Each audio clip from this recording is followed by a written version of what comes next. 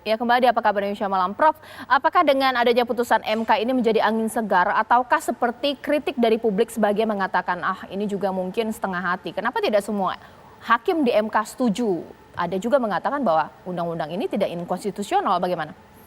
Ya, kalau saya melihat bahwa ini membingungkan dan aneh ya, bukan angin segar. Jadi jangan dulu buruh itu bergembira.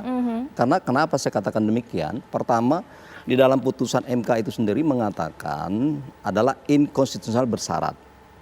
Artinya ini masih tetap berlaku ya sampai diperbaiki dalam waktu 2 tahun. Termasuk produk-produk peraturan pelaksanaannya.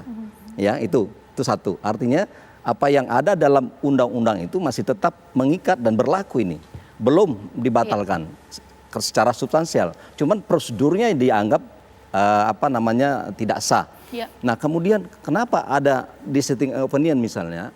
Ini memang itu haknya hakim masing-masing. Tidak bisa memang kita pengaruhi atau saling mempengaruhi. Cuman saya melihat di situs memang bisa juga dibilang karena aneh tadi atau setengah hati ya. Tapi sebenarnya bukan setengah hati. Kenapa? Pertanyaannya kenapa para hakim ini tidak bulat menyatakan bahwa ini adalah menyalahi prosedur ya. Nah, oleh karena itu saya pikir memang ini adalah mungkin saja ini terjadi perbedaan mazhab hukumnya. Mazhab filsafat hukum yang mereka miliki.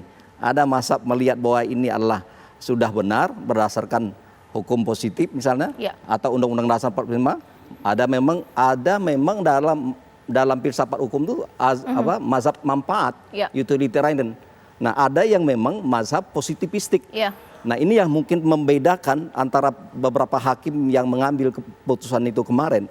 Sehingga terkesan setengah hati dan bisa jadi adalah dugaan-dugaan masyarakat ini ada aspek-aspek politik yang harus dipertimbangkan. Baik, terakhir sekarang saya singkat saja kepada Ibu Mira ini. Kalau kita lihat dari pembuatan undang-undang ini, DPR mengklaim bahwa sudah dilibatkan ketika proses pembuatan undang-undang. Nah, ketika ini direvisi, sekiranya optimis tidak bahwa pelibatan ini secara substansi atau jangan-jangan prosedur datang, ngomong, kritik, didengar, tapi nggak masukannya. Bagaimana, Bu Mira? Ya, saya adalah saksi. Ya, salah satu saksi orang yang mengikuti betul ya saat undang-undang ini sebelum diundangkan. Dan ketika itu sudah kami sampaikan keberatan-keberatan kami. Waktu itu dalam bentuk draft yang halaman 1.900, ada yang 1.000 sekian gitu, ribuan lah. Tetapi kami sudah menyampaikan untuk pemerintah saat itu belum dilibatkan ke DPR, pemerintah untuk melibatkan stakeholder yang terkait dalam hal ini para pekerja buruh. Tapi terus berjalan sampai ke DPR, kami pun menyampaikan aspirasi, menyampaikan semua konsep-konsep sudah kami sampaikan saat itu. Tetapi rupa-rupanya terus berjalan mereka sehingga di tengah malam buta gitu ya, DPR bersama pemerintah menetapkan undang-undang ini.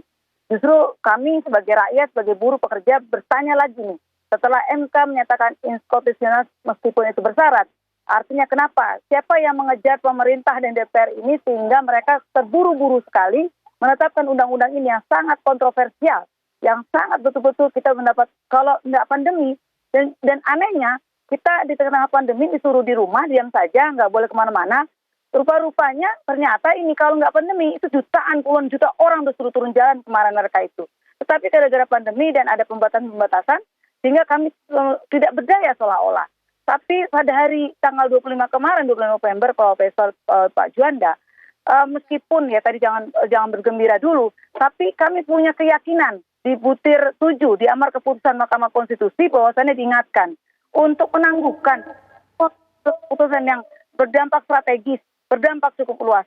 Dan bagi kami untuk PP 34, PP 35, PP 36, PP 37 terkait dengan upah tenaga kerja asing, kemudian juga PKWT atau outsourcing, kemudian juga jaminan sosial JKP gitu ya. Ini bagi kami tolong itu dibatalkan, ditangguhkan karena itu sangat berdampak luas dan strategis bagi kami. Itu Mbak Caca. Terakhir ke Mas Arsul Sani, kalau dibilang prosedur ya DPR sudah sesuai dengan prosedur melibatkan, tapi nggak didengar. Nah ini bagaimana? Mau panjang kali lebar kalau kritik kok nggak dimasukkan substansinya, bagaimana sini Mas Arsul? Saya kira begini, kalau dikatakan tidak didengar 100% tidak juga. Tetapi bahwa kemudian aspirasi itu tidak 100% diakomodasi, iya, ya. Jadi saya ingat kok pada saat itu misalnya yang dari pemerintah terkait dengan jumlah maksimum pesangon ketika terjadi pemutusan hubungan kerja, ya.